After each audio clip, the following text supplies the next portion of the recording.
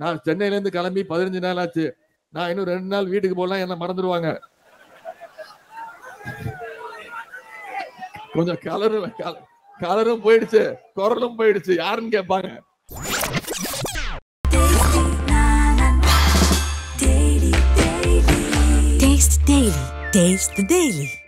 வாக்குப்பெட்டியில முதல் இடம் திரு ஜேபேடி கே கோபிநாத் அப்படின்ற நம்முடைய வெற்றி வேட்பாளர் பேர் இருக்கும். அவருக்கு பக்கத்துல நம்முடைய வெற்றி சின்னம், கை சின்னம் இருக்கும். அதுக்கு பக்கத்துல ஒரு பட்டன் இருக்கும்.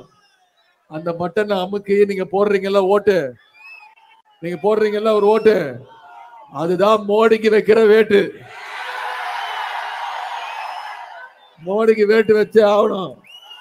ஏன்னா அவர் மட்டும் தமிழ்நாட்டுக்கு வச்சுக்கிட்டே இருக்காரு. அதனால நம்ம அப்பப்போ அவர் தலையில குட்டி அவருக்கு வேட்டு வச்சே ஆகணும். வைப்பீங்களா? அண்ணன் கோபிநாத் அவர்களை 3 வாக்கு நீங்க செய்வீங்களா? நிச்சயம் பண்ணுவீங்களா? நான் இன்னைக்கு பிரச்சாரத்தை முடிச்சுட்டு அடுத்த தொகுதிக்கு போயிருவேன். சரிங்களா?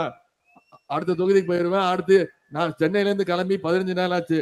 நான் இன்னும் 2 நாள் வீட்டுக்கு போலாம், என்ன மறந்துடுவாங்க. கொஞ்சம் கலரும் போயிடுச்சு, குரலும் போயிடுச்சு, யாருன்னு கேட்பாங்க. ஆனா நீங்க இங்க இருக்க போறீங்க. அடுத்த இன்னும் 10 நாட்கள் தான் இருக்கு. 19ஆம் தேதி தேர்தல். இன்னும் சரியா 10 நாட்கள் தான் இருக்கு. இந்த 10 நாட்கள் நீங்க ஒரு வாக்காளரா போய் சந்திக்கணும், பொறுப்பெடுத்துக்கணும். பண்ணுவீங்களா? ஏன் 29 வயசாவ ஓட அடிச்சு விரட்டணுங்கிற பிரச்சாரத்தை அடுத்த 10 நாள் நீங்க செய்யணும். செய்வீங்களா? நிச்சயம் பண்ணுவீங்களா?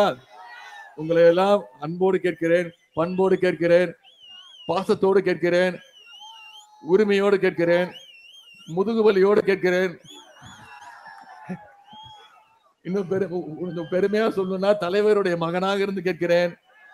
இன்னும் பெருமையா பூரிப்பா சொல்லணும்னா முத்தமிழக டாக்டர் கலைஞருடைய பேரனாக இருந்து கேட்கிறேன். கை சின்னத்திற்கு ஆதரவு தாருங்கள். அண்ணன் கோபிநாத் அவர்களை வெற்றி பெற செய்யுங்கள். உங்களுடைய அன்புக்கும் வரவேற்புக்கும் நன்றி நன்றி நன்றி.